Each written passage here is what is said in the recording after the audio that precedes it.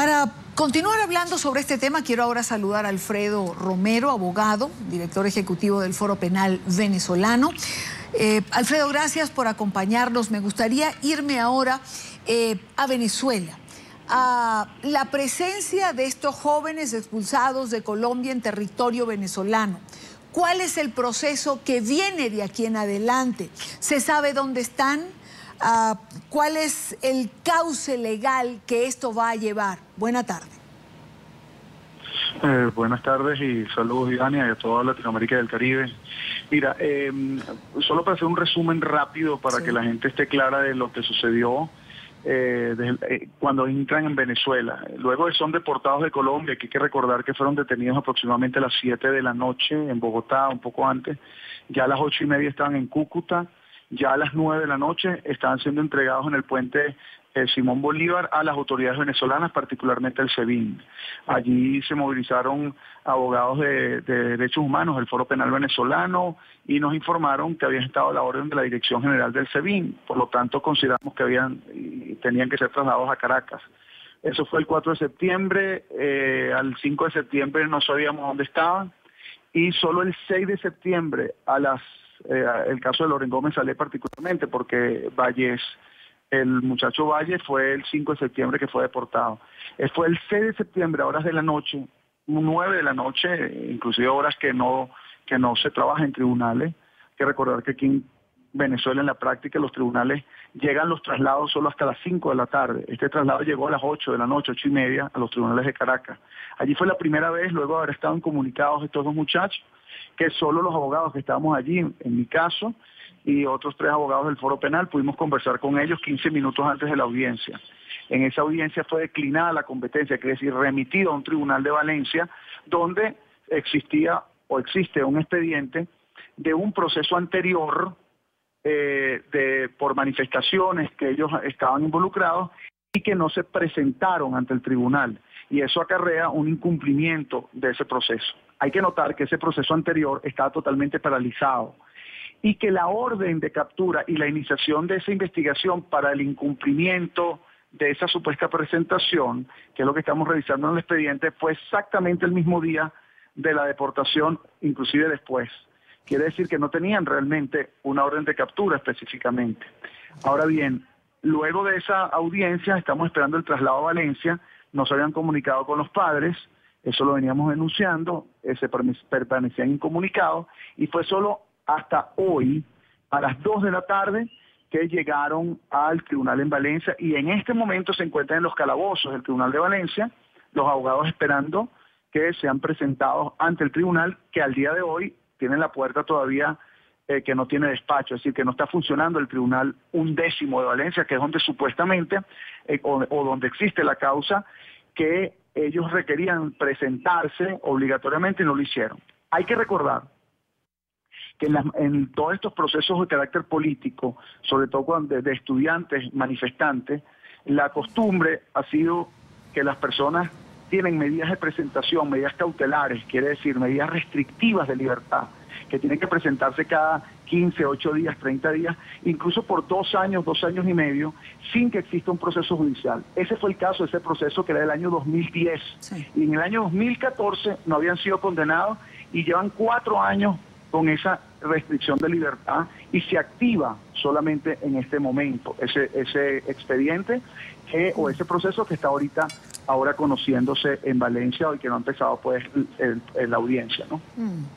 Ahora, ellos son trasladados hoy, hasta el día de hoy no los habían visto sus familiares. Entendemos que la mamá de Saleh tampoco lo había visto, así lo ha publicado en redes sociales, publicó una fotografía pidiendo poder ver a su hijo, por ejemplo. ¿Se estima o se espera que la audiencia comience hoy? Bueno, están ya en el tribunal, no sabemos la hora. En este momento pues es pleno, estamos en pleno momento de que los abogados están allí dentro del tribunal esperando. Normalmente este tipo de audiencias de estas personas, digamos que tienen procesos de carácter político, se celebran muy en las noches. a los efectos de evitar la prensa, los medios de comunicación y cualquier, digamos, presencia de familiares y de personas en el exterior del Palacio de Justicia.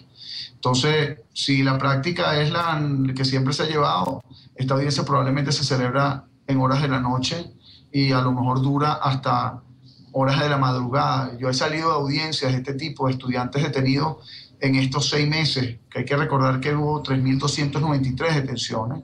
Nosotros tuvimos más de 2.500 audiencias, de 2.500 casos en todo el país, el Foro Penal venezolano. Y yo he estado en audiencias saliendo a las 6 de la mañana, así ya amaneciendo, porque esperan la decisión hasta esa última hora, cuando ya todas las personas duermen, ¿no?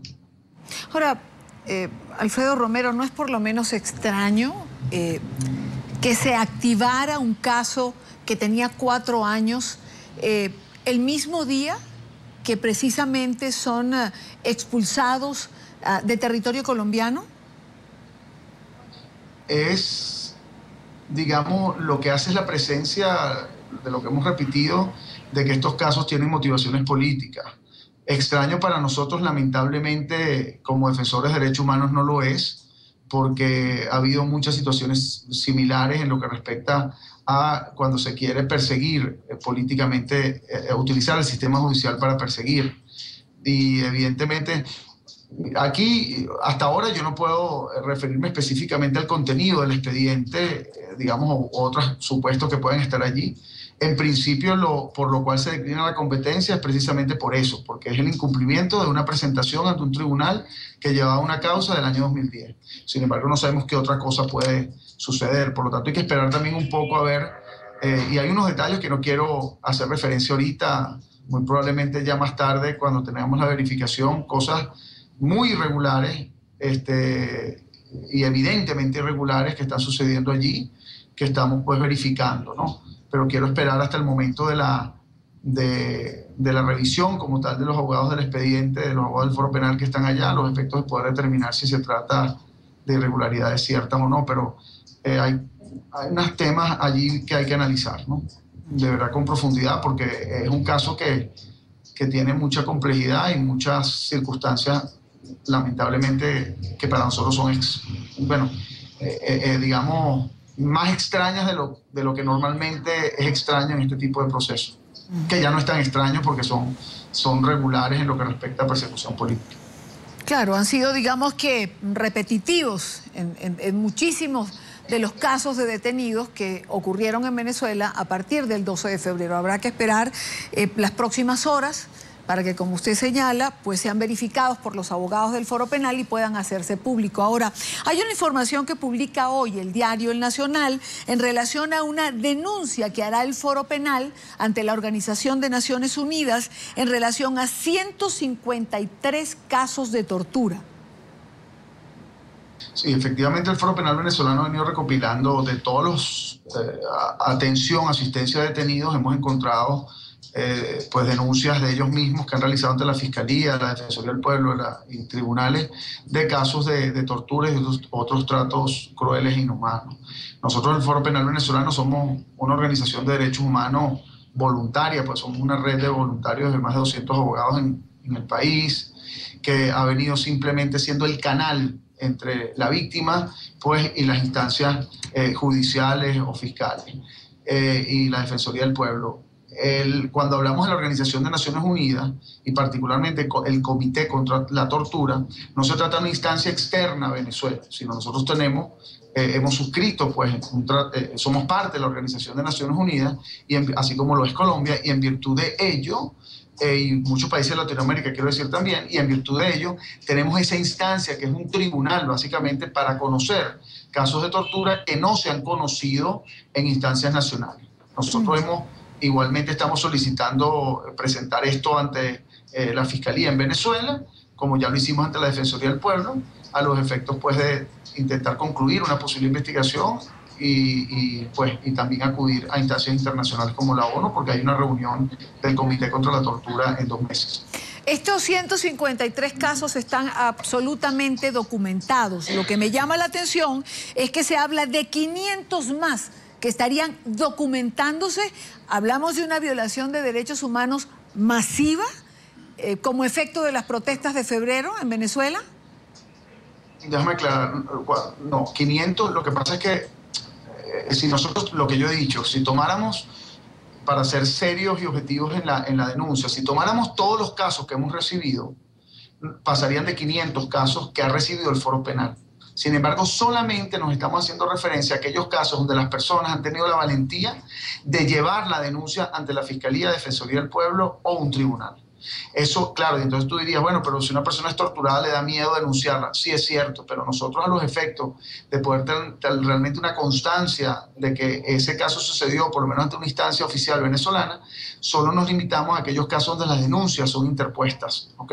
Y eso es lo que nosotros, por eso hablamos de 153 casos, de los cuales, digamos, sustanciados, es decir, hay casos sustanciados, en su mayoría relativamente, porque recuérdense también que nosotros, como Organización de Derechos Humanos, lo sustanciamos hasta la capacidad que tenemos. Ahora bien, ahí el tema está en comenzar una investigación y poder armar la infraestructura, llámese una instancia internacional o nacional, a los efectos precisamente de llevar a cabo una investigación adecuada y se determine responsabilidades. Pero sí, en la gran mayoría de ellos tenemos pues no solo los videos, la denuncia de las víctimas, sino inclusive circunstancias, exámenes médicos forenses, personas que han participado en los procesos cuando las personas han sido detenidas y han sido responsables de eso. O sea, tenemos todo eso bien documentado, ¿no? Quiero agradecer a Alfredo Romero, abogado, director ejecutivo del Foro Penal Venezolano, por estar con nosotros en NTN 24. Buenas tardes, Alfredo. Muchas gracias y saludos a todos.